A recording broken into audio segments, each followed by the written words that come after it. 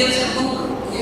E eu creio, muito firme no meu coração, que ainda até o fim deste culto, o Senhor falará para você o motivo pelo qual Ele te trouxe aqui. Talvez Ele possa até já ter falado, mas se não falou, Ele vai falar. Amém. Abra sua Bíblia em João 21, nós vamos ler de 4 a 19.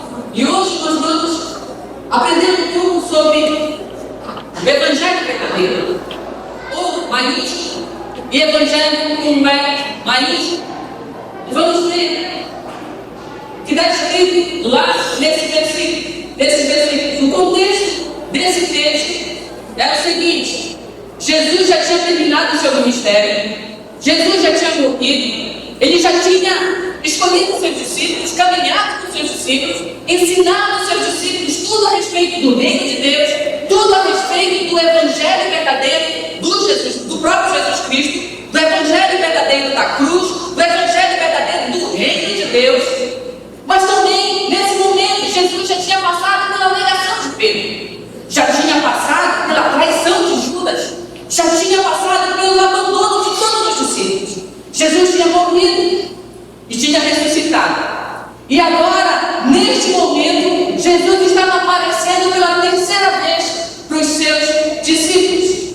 Eles estavam desolados porque Jesus tinha morrido. Então, o que eles fizeram? Eles voltaram sob o comando de Pedro, líder nato, a pescar. Depois de Jesus ter morrido, eles voltaram para onde Jesus já os tinha chegado. Então Jesus aparece lá na praia. Ao amanhecer, Jesus estava na praia, mas os discípulos não os reconheceram. Eles estavam lá no mar pescando, só que eles tinham tido uma noite totalmente improdutiva. Não tinham pescado nada, nem pagou. Então Jesus olhou para eles e lhes perguntou: filhos, vocês têm algo para comer? Falar com o Evangelho basta perguntar por comida. E os discípulos disseram: não temos nada. E ele me disse: lancem a rede para o lado direito do barco e vocês encontrarão. Eles então lançaram e não conseguiram recolher a rede, tal era a quantidade de peixes. O discípulo a quem Jesus amava, João, disse a Pedro: Pedro, é o Senhor. Então Pedro, ouvindo isso, vestiu a capa, pois tinha tirado, e lançou-se ao mar. Não quis esperar o barco e foi até onde Jesus estava. Os outros discípulos então vieram para o barco, arrastando a rede cheia de peixes, pois estavam apenas a cerca de 90 metros da praia. Quando desembarcaram e Pedro já estava lá, eles se depararam com uma cena. E a cena lembrava exatamente a cena inicial, quando Jesus chamou os seus primeiros discípulos. Havia tido também uma noite improdutiva de pesca. E foi lá mais ou menos nessa cena igual que Jesus chamou os seus discípulos. Mas agora já é depois de tudo ter acontecido. Então, quando eles chegam lá, Jesus está lá. E a Bíblia fala que tinha um braseiro, em outras Bíblias fala que é uma fogueira, e tinha também peixes e pão. Disse-lhe Jesus: tragam alguns dos peixes que vocês acabaram de pescar. E aí Pedro entrou no barco, arrastou a rede para a praia, porque ela estava cheia de peixes. Tinha 153 exatos, grandes peixes. Acho que foi o Pedro que contou. Embora houvesse tantos peixes, a rede não se rompeu. Jesus disse: venham comer. Nenhum dos discípulos tinha coragem de lhe perguntar: quem és tu? Todos estavam envergonhados. Sabiam que ele era o Senhor. Jesus aproximou-se, tomou o pão, deu a eles, fazendo o mesmo com o peixe. Esta foi a terceira vez que Jesus apareceu aos seus discípulos, depois que ressuscitou dos mortos. Depois de comer, Jesus chama Simão e pergunta: Simão, filho de João,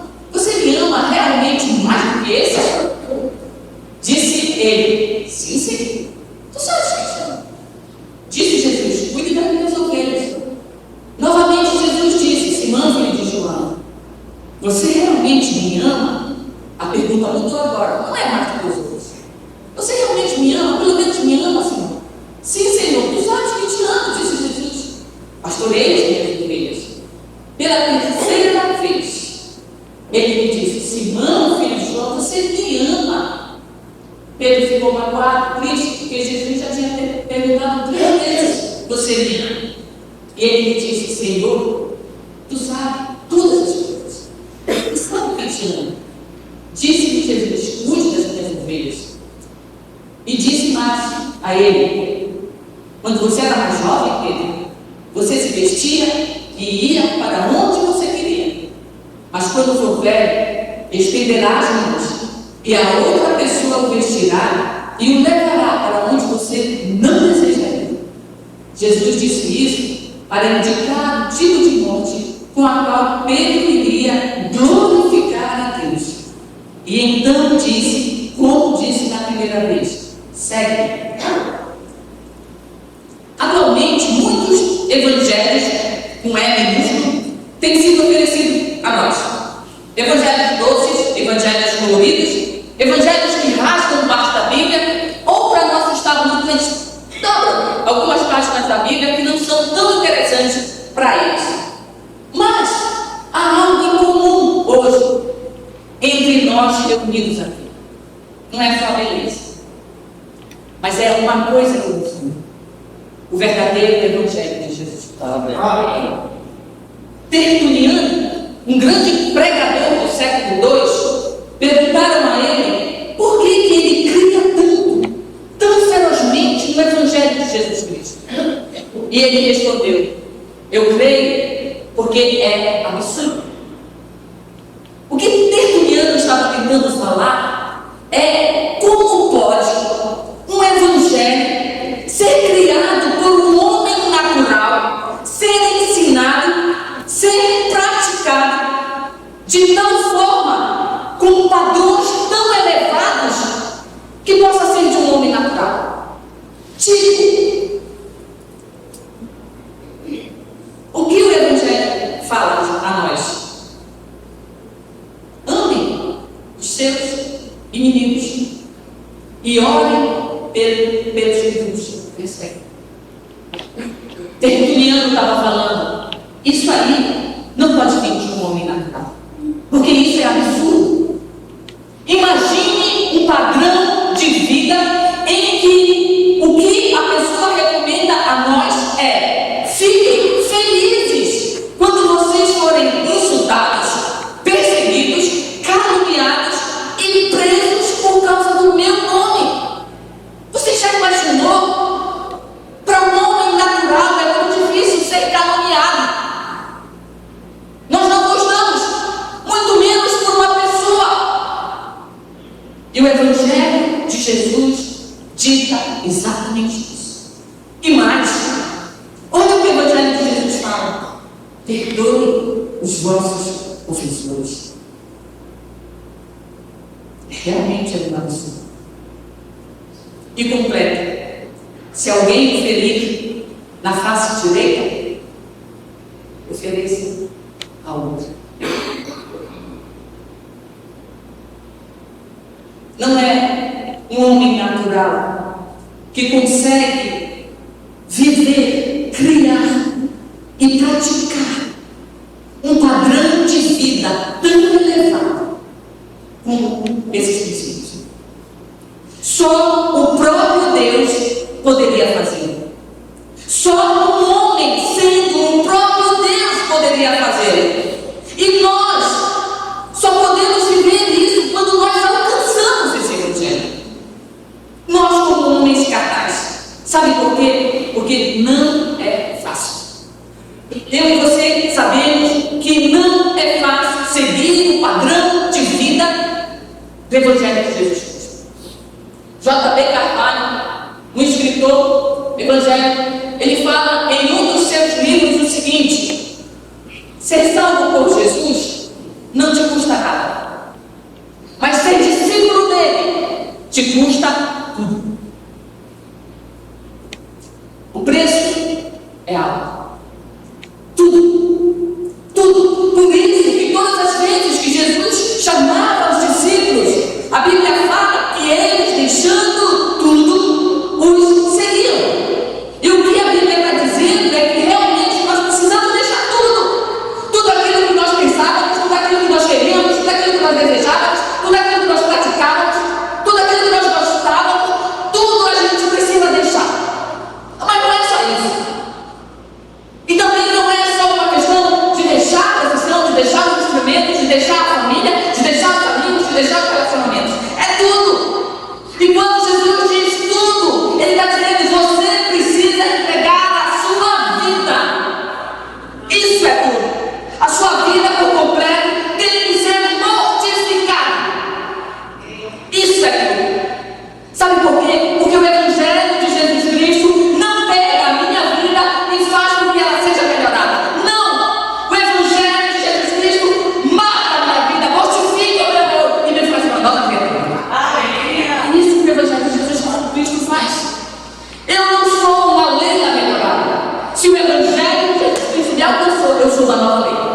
E aí, essa nova vida que eu vivo agora na fé, eu preciso entender que vai passar por um processo de crescimento.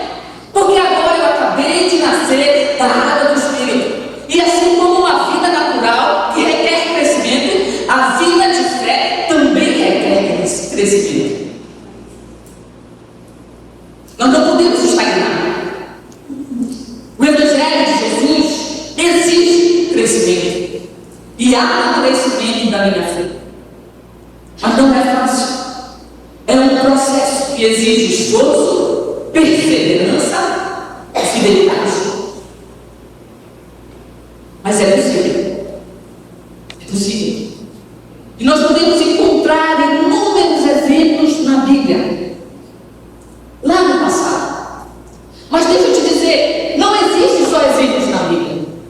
Existem exemplos aqui de pessoas que mortificaram o seu eu, que largaram a sua vida, que agora estão caminhando para Cristo, caminhando com Cristo, em direção aos seus ensinamentos. São pessoas que, pense bem, não são perfeitas. São pessoas que erram, são pessoas que caem, mas são pessoas que se levantam, que se arrependem e que dessa forma elas vão amadurecendo na fé e construindo um exemplo de fé que serão referenciais para mim e para você. É possível. Sabe por quê? Porque o Evangelho de Cristo, e nós temos que ter isso muito seguramente, o Evangelho de Cristo não nos torna perfeitos, mas o Evangelho de Cristo precisa nos aperfeiçoar. Ele exige isso. E aperfeiçoamento acontece num processo. E um dos exemplos que eu quero falar hoje é do irmão Pedro. Irmão Simão Pedro. Vocês conhecem a vida dele, pelo menos um pouquinho, mas conhecem. Sabem o seu temperamento sanguíneo colérico. Outro dia, a Liduína estava lendo as coisas de temperamentos e ela falou: ah, papai, é isso porque tá. E ela falou assim: mãe, tu é sanguíneo colérica. E eu disse: quem te falou esse negócio? Tá tudo errado aí. Não tá certo esse negócio. Ela falou: é por isso que é sanguíneo colérico. E Pedro era assim. Ele tinha um temperamento, uma personalidade que não ia de 8 a 80, ia de 8 a 800. Rápido, em segundos. Imagine um homem que em determinado momento ele dá ao Mestre Jesus uma das declarações de fé mais importantes da história do cristianismo. Tu és Cristo, o Cristo, o Filho do Deus vivo. Mas logo em seguida, Pedro, pouco tempo depois, não demorou muito, Pedro simplesmente tenta afastar Jesus do propósito da cruz e de tudo que ele vinha fazer. Pouquíssimo tempo. Pense num homem que alavancou a sua fé e levou ela a um nível bem alto quando ele disse: Senhor, se és tu mesmo, eu quero andar sobre as águas e ir ao teu encontro. E Jesus disse: vem, Pedro. E Pedro vai. Só que no quarto, quinto passo, Pedro tira os olhos do Senhor e ele afunda nos seus próprios medos. Pense em um homem que, diante de Jesus, ele afirma categoricamente: mesmo que todos te deixem, Senhor, eu jamais farei isso. Eu estou pronto. Sabe, irmãos, essa palavra, essa frase é muito forte. Quando eu digo eu estou pronto, pronto é pronto. É algo que não falta e nem tem excesso. É algo que está pronto. E foi isso que Pedro fala para Jesus: eu estou pronto a morrer por ti. Mas logo em seguida, posto à prova, Pedro nega Jesus 1, 2, 3 vezes. Quem é esse homem?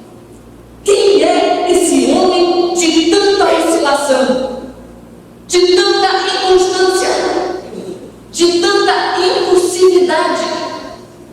Sabe quem é esse homem essa noite? Somos eu e você. Pedro retrata exatamente como somos eu e você. Pedro é a radiografia de cada um de nós. A expressão clara dos nossos acertos e dos nossos erros, das nossas vitórias e das nossas derrotas, das nossas subidas e das nossas descidas, das nossas certezas e das nossas incertezas. Sim, Pedro, inicialmente um bruto pescador de peixes, mas que não permaneceu a vida inteira nessa oscilação. Porque um dia Pedro conheceu a verdade do Evangelho de Jesus Cristo. Um dia Pedro sofreu todos os processos de amadurecimento que eu e você precisamos sofrer. Um dia Pedro foi cheio do Espírito Santo de Deus.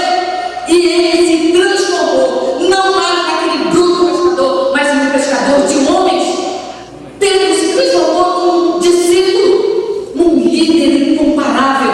Pedro quebrou a religiosidade naquele tempo, levando judeus e gentios que ninguém queria a também terem um encontro com o Evangelho que ele tinha transformado. Por isso somos eu e você, Pedro. Não simplesmente por causa dos seus erros e das suas oscilações, mas por causa do que o Evangelho fez comigo. E se o Evangelho fez com Pedro, ele irá fazer comigo com você. Aleluia. A primeira experiência que Pedro teve com Jesus está em Lucas 5, Mateus 4, Marcos 1 e João 1. Você pode acompanhar depois, eu usei sempre todos os evangelhos. Quando, depois de uma noite inteira sem peixes, pescando e sem peixes, Pedro e seus amigos vão para a praia para lavar as redes. Não tinha mais o que fazer. Você sabe essa história. E Jesus está lá com uma multidão, ensinando aquela multidão, e Jesus se aproxima de onde aqueles homens estavam e tinham 2 barcos. E propositadamente Jesus escolhe de Pedro. E ele entra e ele está falando com aquela grande multidão. E Jesus ensina aquela grande multidão. E os discípulos e Pedro estão lá. Mas em um determinado momento, Jesus se vira especificamente para Pedro. Hoje, nós estamos aqui ouvindo de Deus os ensinamentos de Jesus, uma grande multidão. Mas há um momento que Jesus vai falar especificamente com você. Sabe por quê? Porque Jesus conhecia Pedro. Ele sabia como tinha sido a sua noite. Ele sabia como estava a sua vida. Sabe de uma coisa? Jesus sabe como está a sua vida. Jesus sabe como foi a sua semana. E em algum momento, assim como ele falou especificamente com Pedro, ele vai falar com você. E então ele fala para Pedro: Pedro, vai mais profundo. Jogue a rede para a direita. Ué, Jesus queria ensinar para Pedro tudo que ele sabia. Pedro tinha conhecimento, sabedoria, experiência. Como é que é isso? Jesus, o Evangelho de Jesus quer ficar se metendo, mandando na minha vida. Eu, que tenho experiência, que sei de todas as coisas, que sei das minhas noites em claro, e agora chega Jesus e sem saber de nada, ele simplesmente manda jogar a rede. No lampejo de fé, Pedro joga as redes, porque havia uma palavra. Deixa eu te falar uma coisa, na nossa vida, na minha e na sua, nada vai adiantar.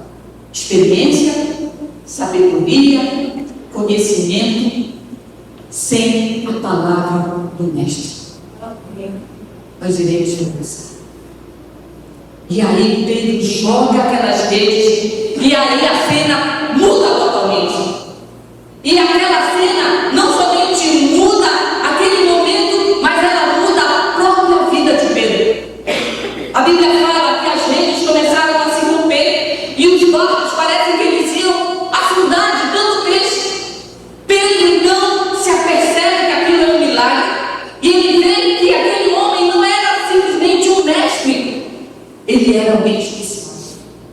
Sabe o que acontece? Pedro não quis saber aqueles peixes, Pedro não quis saber mais dos barcos, Pedro não quis saber se era ou não um milagre. Os seus olhos se viram completamente para Jesus, e ele vai até Jesus, e ele se joga aos pés de Jesus e diz: afasta-te de mim, porque tu és santo e eu sou pecador. O Evangelho verdadeiro de Jesus exige que nós vejamos a Jesus, mas também exige que nós vejamos a nós mesmos. Sabe por quê? Porque eu não posso simplesmente vir à igreja e olhar só Jesus, e contemplar Jesus, e gostar de Jesus, e achar que Jesus é um bom homem. Isso é consumo do Evangelho. Não existe Evangelho que eu só vejo Jesus. O verdadeiro Evangelho eu me enxergo também, porque Jesus morreu na cruz, não foi em vão, foi por mim. Então eu preciso enxergar que eu sou pecadora e que a minha vida merece, precisa, necessita daquele Jesus. O Evangelho de Jesus me faz ver Jesus, mas precisa também me fazer ver eu como uma pecadora. Então Pedro se joga aos pés de Jesus, e logo em seguida Jesus diz: segue. E Pedro larga tudo e segue Jesus. O Evangelho verdadeiro de Jesus exige que nós larguemos tudo. A minha vida será mortificada em Cristo. Em Mateus 16, em um outro momento, Jesus está com seus discípulos e ele pergunta: quem o povo diz que eu sou? Vocês conhecem também. E o povo diz: olha, tu és, alguns dizem que tu és João Batista, Jeremias, Elias, algum profeta. Na verdade, Jesus, o povo não sabe de nada. Aí Jesus diz assim: ah, não. E vocês que convivem comigo? E vocês que já vivem o Evangelho, quem vocês dizem que eu sou? Se Jesus perguntasse hoje para mim e para você, o Evangelho que nós vivemos hoje, saberia responder quem é Jesus? E aí então Pedro, impossível, pula na frente de todo mundo, ninguém podia falar na frente dele, e ele afirma para Jesus: tu és o Cristo, o Filho de Deus vivo. Pedro estava cheio, talvez ele esperasse até um elogio de Jesus, mas não foi isso que aconteceu. Jesus se vira para Pedro e diz: bem-aventurado Pedro, tu és, porque não é a tua sabedoria, não é você que sabe, Pedro, mas porque o meu Pai que está nos céus te revelou. Tu és bem-aventurado, Pedro, por causa disso, porque o meu Pai te revelou. E sabe o que Jesus completa? Diz assim: e tu és Pedro, e sobre esta pedra edificarei a minha igreja, e as portas do inferno jamais prevalecerão contra ela. Este é um texto conhecido e muito relevante para a história da igreja, porque durante muito tempo ele foi discutido, e até hoje ainda é. Muitos creem que a rocha da qual Jesus iria edificar a sua igreja é o próprio Pedro. Imagine.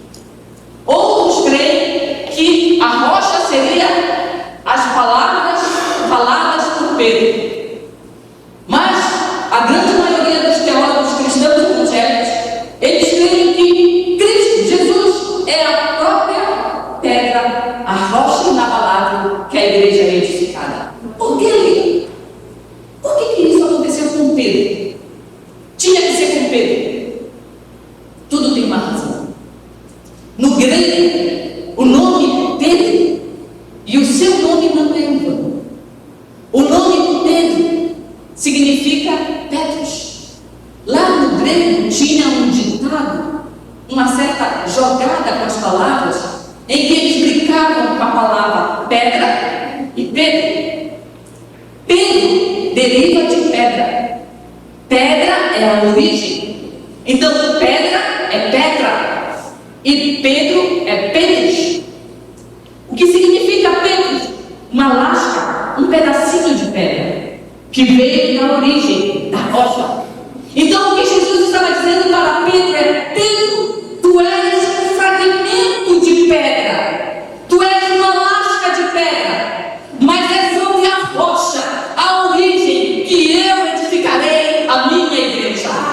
Sabe o que Jesus estava dizendo? Que eu e você, como pedras, como fragmentos de pedras, precisamos, como igreja, estar alicerçados na origem que é Jesus Cristo. É Ele a rocha, é Ele o edificador, é Ele o protetor da igreja, e só por causa dele a igreja permanece. Nem o inferno poderá destruir a igreja.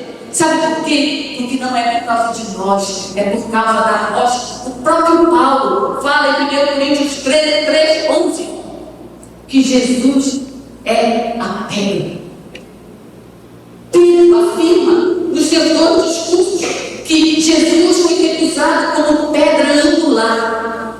É Ele, é Jesus o nosso alicerce, é Ele o dono da igreja. E a gente precisa entender isso. Sabe por quê? Porque a nossa segurança está nele. Não existe perseguição, pandemia, ideologia, governo de esquerda, governo de direita, demônio ou homem que possa destruir a igreja. Não é por causa de ele, não é por causa do governo, não é por causa de mim, é por causa do sangue poderoso de Jesus Cristo. Precisamos entender que nós estamos alicerçados nisso e que nada irá destruir a igreja. O Evangelho de Jesus exige que você seja uma lasca de pedra, mas exige que você seja alicerçado na rocha. Não existe evangelho de desigrejados. Não esqueça isso. E essa hora, Pedro estava voando. Faltava um pouquinho para ele tirar 10. Só um pouquinho. Mas aí, no momento seguinte, Pedro pisa na água. E aí, Jesus lá com seus discípulos diz assim: ó, eu vou falar determinadamente para vocês. Eu vou morrer. Jesus estava revelando o seu propósito pela primeira vez aos seus discípulos. Eu vou morrer, eu vou ser entregue aos homens. Vocês entenderam isso? Aí Pedro ouve aquilo, diz assim: imagine Pedro, chama Jesus para o canto. Sabe o que Pedro faz? Repreende Jesus. Para com isso, Jesus. Vira essa boca para amar. Tu és o Cristo. Tu não está vendo, Jesus? Olha a multidão aí. A gente é top. Somos populares, Jesus. Isso não vai acontecer. Vira essa boca para lá. Jesus olha para Pedro e diz: afasta-te, Satanás. E eu quero esclarecer algumas coisas aqui com você. O mesmo Pedro, que tinha acabado de dar ouvidos a uma revelação do céu, poucos minutos depois, deu brecha para ouvir a voz do inimigo. Não pense que eu e você estamos isentos disso. Talvez alguém aqui já ouviu grandes revelações de Deus, já teve muita comunhão e contato com Deus, mas em algum momento da sua caminhada deu uma brecha e deu ouvidos ao inimigo. Como Pedro fez? Sabe o que aconteceu? Jesus corrigiu Pedro. Jesus exortou Pedro. Sabe o que ele fala? Afasta Satanás. Jesus estava chamando Pedro de Satanás? Não. Não é isso. O que Jesus está fazendo é corrigindo Pedro e repreendendo Satanás. Ele fala: Satanás, sai. Pedro, fica. Sabe por quê? Porque mesmo que pareça áspero, Jesus falando dessa forma. Mas o que Jesus estava falando, com quem Jesus estava falando, era com o próprio Satanás, que estava atormentando Pedro. E Pedro deu ouvidos a ele. Eu não sei se você tem dado ouvidos à voz do inimigo, ou mesmo às suas próprias vozes. Mas assim como Pedro, Jesus quer exortar a tua vida hoje. E ele quer dizer: afaste Satanás, mas você fica. Sabe por quê? Porque o Evangelho de Jesus não afasta ninguém do próprio Jesus. Ele corrige, ele exorta, mas a pessoa não continua. E nós precisamos permitir que Deus afaste de nós toda voz do inimigo que tem comprometido o meu crescimento de fé. Apesar da nossa imaturidade, Jesus jamais vai desistir.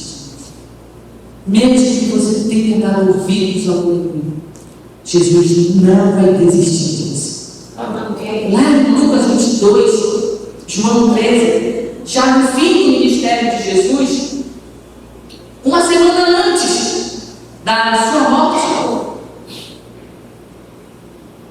Jesus então pede aos seus discípulos, João e Pedro, que eles vão arranjar um lugar certo para eles comerem a última Páscoa. Era a última semana de vida de Jesus.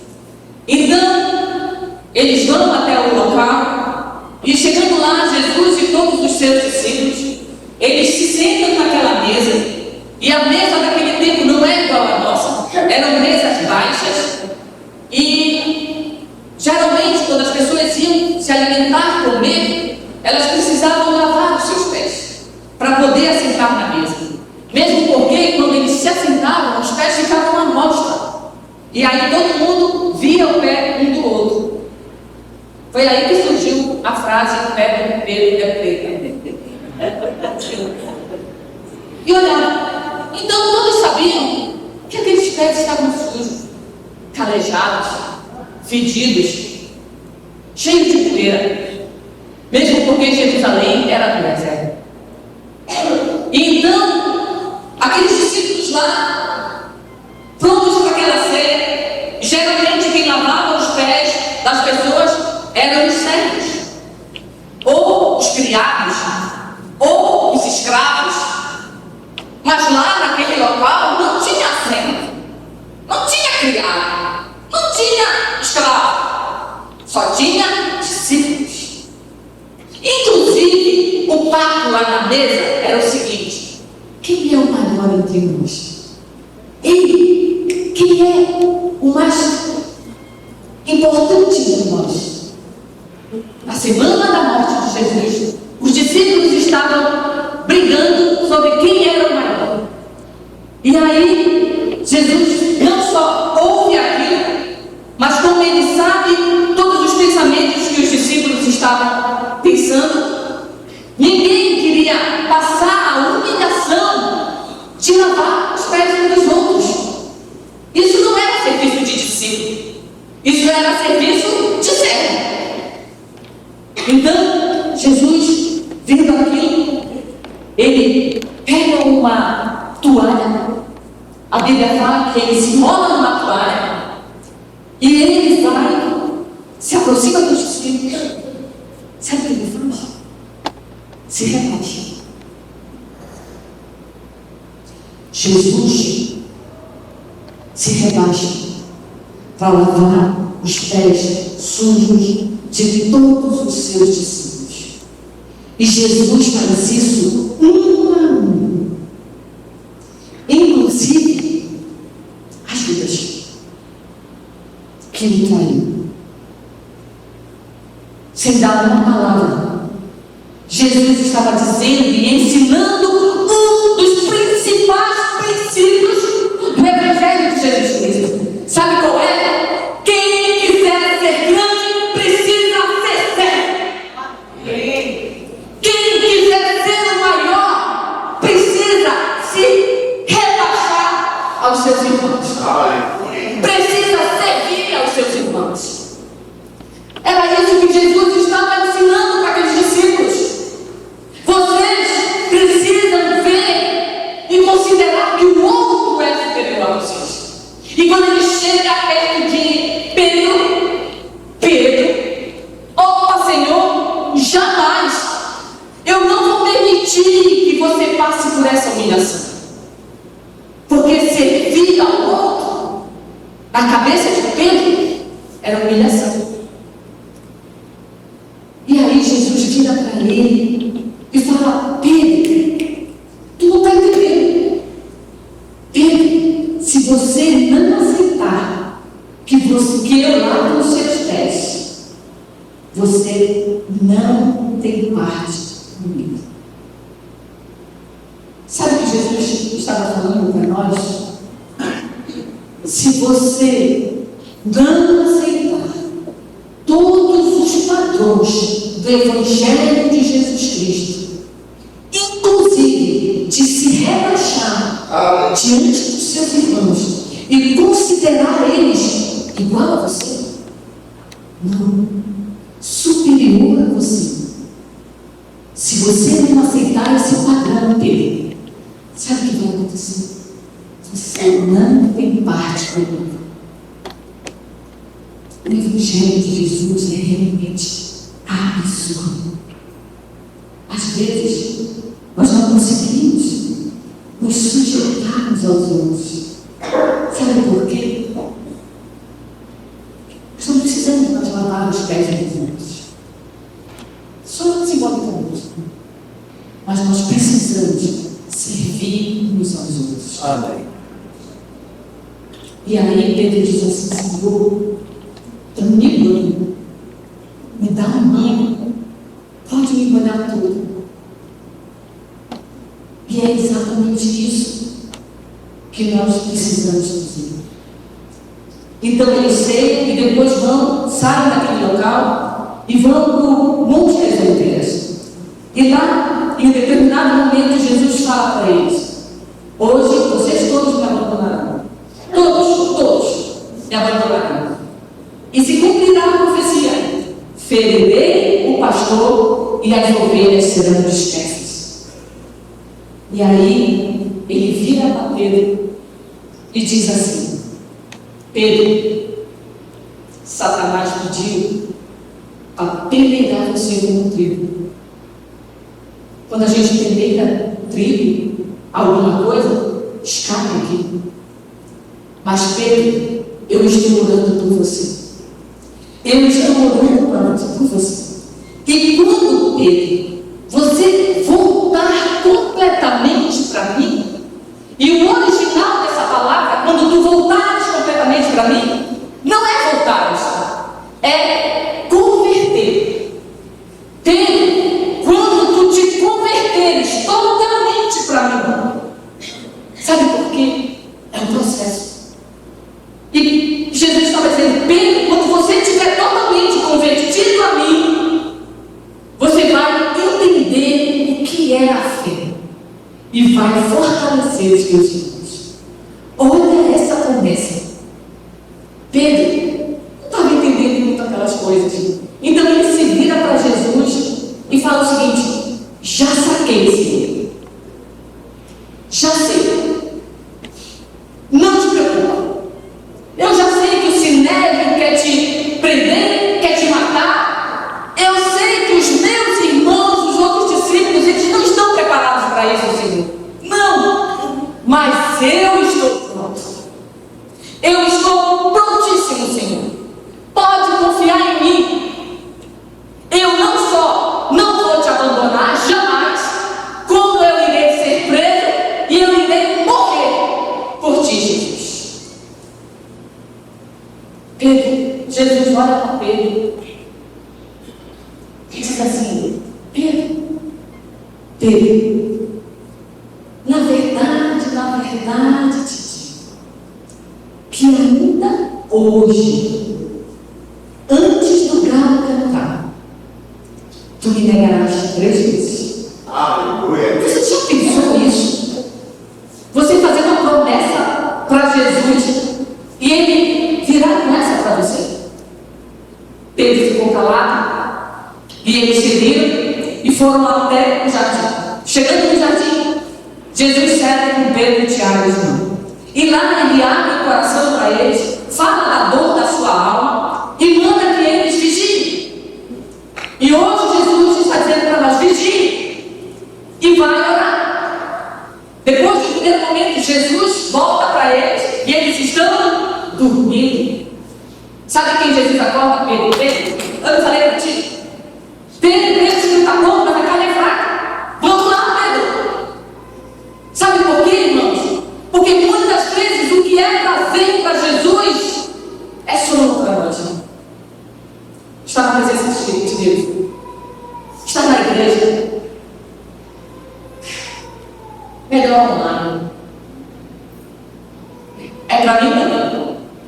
E aí, Jesus volta e ora. No segundo momento, no terceiro momento, e logo em seguida os guardas chegam. Pedro, cheio de valentia, corta a orelha do soldado. E Jesus diz: Pedro, de novo. Não, Pedro, você precisa entender que este é o momento. Não precisa me defender. Se eu quisesse, Pai me daria desconte antes. É a hora, Pedro. Entenda quanto é a hora. E Jesus foi preso. E sabe o que aconteceu? A profecia se cumpriu. Todos os discípulos fugiram. Jesus foi preso naquele mesmo dia. E Pedro covardemente seguia Jesus de longe. Pedro. A Bíblia diz que Pedro, olhando Jesus de longe, na casa do sumo sacerdote, e a Bíblia fala que lá naquele lugar havia uma fogueira ou um braseiro, e Pedro chega lá, e ele começa a se esquentar na noite fria, e a Bíblia fala que uma criada reconhece ele: você estava com Jesus Galileu. E ele diz: eu não deixe vocês verem nada. E a Bíblia diz que Pedro nega Jesus diante de todos. E então ele sai daquele local, ele vai para outro local, naquela mesma casa, um alpendre, e aí Pedro está escondido perto da fogueira, e chega outra serva e diz: não, você estava assim, junto com Jesus Nazareno. E aí Pedro já fica com raiva, e a Bíblia diz que ele fala: eu juro pela minha honra que eu nunca andei com Jesus, com esse homem. E aí passa mais um tempo, e chegam mais homens e dizem: sim, tu estavas com ele. O teu modo mostra que tu andavas com eles, com certeza. E Pedro perde todas as estruturas. Ele espragueja, ele reclama, ele jura, e ele diz: eu não conheço esse homem. E o galo canta. Em algum momento da sua vida, você já viu essa cena com outro roteiro? Em que você prometeu alguma coisa para Jesus, e acontece a primeira vez, e acontece a segunda vez, e acontece a terceira, a quarta vez, e você não cumpre aquilo que você prometeu para Jesus. E a Bíblia diz que nesse exato momento, Jesus fixa os olhos em Pedro. E Pedro é constrangido com aquele lugar. A Bíblia fala que ele cai em si e chora amargamente. Deixa eu te falar uma coisa. Nesse exato momento, os olhos do Senhor estão fixos em nós. Ele não nos olha só quando nós estamos nos bons momentos. Ele continua nos olhando quando nós estamos negando o seu próprio nome. E o seu olhar não é para nos acusar, mas é para nos constranger. Sabe o que acontece? Aquela mesma noite Jesus foi preso. E Pedro fugiu, não estava lá. Na sexta-feira, Jesus foi espancado, humilhado, escarnecido, e Pedro não estava lá. Jesus precisou carregar a sua cruz, e Pedro não apareceu lá para carregar, foi outro Simão. 9 horas, Jesus foi crucificado, e Pedro não estava lá. 3 horas depois de muito sofrimento, Jesus morreu, e Pedro não estava lá. Jesus foi sepultado, Pedro não estava lá. Fez-se um sábado de silêncio total, e Pedro estava trancado. No domingo, não é Pedro que vai visitar o túmulo, são as mulheres, e elas descobrem que o túmulo está vazio. Meu querido, onde Jesus está, que você não está? Em quantos lugares Jesus tem estado e você não está? E aquelas mulheres então olham aquele túmulo vazio, e o anjo chega e diz: ele ressuscitou, ele não está mais aqui. Jesus ressuscitou, a promessa se cumpriu. Vão até os outros discípulos e a Pedro e falem que ele ressuscitou. Mas por que a menção do nome Pedro? Pedro era um discípulo, não precisava falar o nome dele. Por que Jesus, através do anjo, manda a recomendação específica para Pedro? Sabe por quê? Porque Jesus conhecia Pedro, assim como Jesus conhece o meu e o seu coração. Ele sabia que Pedro não se sentia mais parte. Ele sabia que Pedro não se sentia mais discípulo. Vocês já se sentiam assim antes? Talvez alguma experiência que você teve ruim, de erros, de pecados, de quedas, e que hoje você não se sente mais parte. Hoje você não se sente mais discípulo. Hoje você não se sente mais líder. Jesus está dizendo: está dando o teu nome hoje, dizendo para você: você ainda é um discípulo. Talvez você esteja afastado da igreja, talvez um problema, talvez algum conflito de relacionamento, e você diz: eu não preciso mais parte dessa igreja. Sabe o que Jesus está falando para você hoje? Ele João, você é parte do corpo de Cristo. Eu tenho o teu nome aqui. Sabe o que acontece? Então os discípulos, as mulheres voltaram dos discípulos, e os discípulos estão desolados. Eles voltaram para o lugar onde Jesus tinha saído. Exatamente nesse momento que nós lemos o texto. A Bíblia diz que eles estavam lá, não tinham pescado nada, e que o dia estava amanhecendo e a presença de Jesus se fez na praia. A tua noite improdutiva não será para sempre, irá amanhecer. E a presença de Jesus está lá. E a Bíblia diz que Jesus olha para eles, estava perto, e Jesus olha para eles assim, e ele diz: ei, covardes! Ei, mentirosos! Ei, medrosos!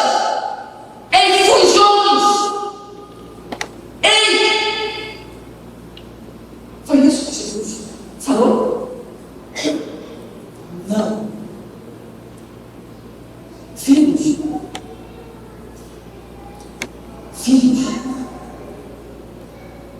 Filhos, sabe que Jesus chama para você, mesmo você estando em fracasso? Filhos,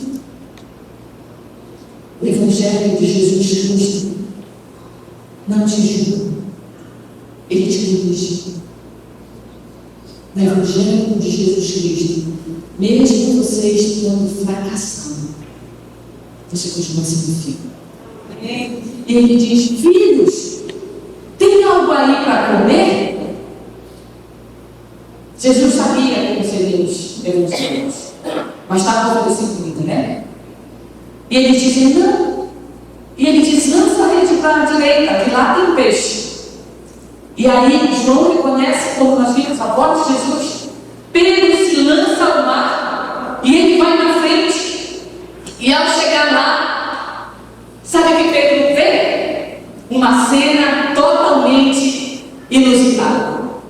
A Bíblia diz que lá naquele local tinha peixes, pão e uma fogueira, um braseiro. Essa palavra braseiro, fogueira, a gente só encontra em duas passagens no Novo Testamento todo. A primeira é onde Pedro nega Jesus. E a segunda é onde Pedro é restaurado por Jesus. Sabe o que Jesus estava fazendo?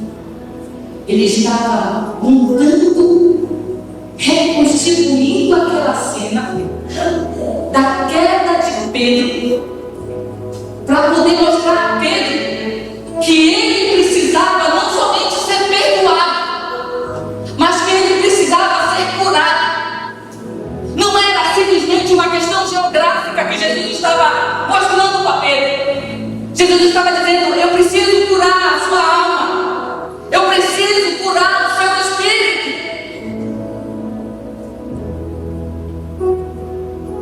Jesus vai reconstituir as cenas onde você começou, onde você caiu. Talvez hoje você esteja vivendo nessa cena, mas Ele está dizendo: eu estou aqui para te curar, para te restaurar, para curar a tua alma, as tuas emoções. E lá naquele momento, para curar Pedro, Jesus pergunta a ele: Pedro, tu me amas? Só que essa pergunta estava falando a respeito de um amor ágape, sacrificial. Pedro, tu me amas a ponto de morrer por mim? E Pedro diz assim: eu te amo, Filéu. Jesus: eu te amo, mas não a ponto de morrer. E Jesus novamente pergunta para Pedro: Pedro, tu me amas, ágape? Ou seja, Pedro, tu é capaz de morrer por mim? E Pedro diz: não, Senhor, eu te amo, Filéu. Eu só te amo. E aí Jesus fala para Pedro: Pedro, tu pelo menos me ama, Filéu? E aí Pedro diz assim: Senhor, tu sabes todas as coisas. Tu sabes que lá atrás eu pensava que eu te amava, eu afirmei, mas eu não conseguia. Sabe o que Jesus estava fazendo com Pedro e faz comigo e com você? Ele não nos julga. Sabe o que ele fez com Pedro? Ele fez com Pedro se autoanalisar. Ele falou assim: Pedro, você continua pensando a respeito de você mesmo que você pensava antes. Sabe por quê? Porque o Evangelho de Jesus Cristo exige de nós uma autoavaliação contínua e profunda. Nós continuamos sendo aquilo que nós éramos? É isso que Jesus está perguntando para nós. E aí, quando Jesus vê que Pedro sabe agora que ele não é capaz pela sua força, pelo seu ego, pela sua vontade, ele diz assim: Pedro, agora sim, você está pronto. Você está pronto agora, Pedro, para morrer por mim. Porque olha o que Jesus fala para Pedro. E a gente vai perguntar assim: mas por que Jesus insistiu 3 vezes? Porque Pedro negou 3 vezes. E o que Jesus está falando para mim e para você é que quantas vezes você pecar, a graça dele é suficiente. Pedro pegou a primeira vez, a minha graça é suficiente. A segunda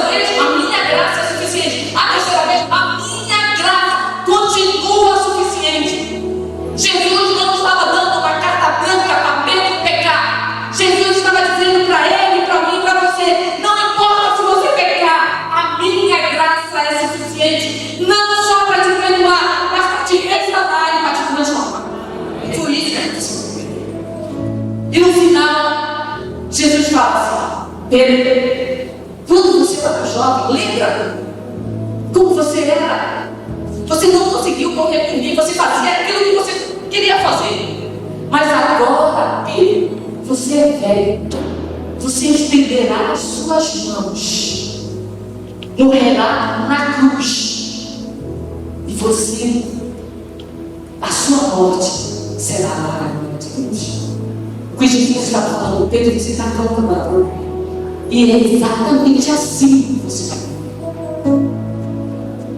Fique quieto. A pergunta que eu quero deixar hoje para você: o evangelho que você vive, que eu vivo hoje, é um evangelho que nós amamos Jesus a tal ponto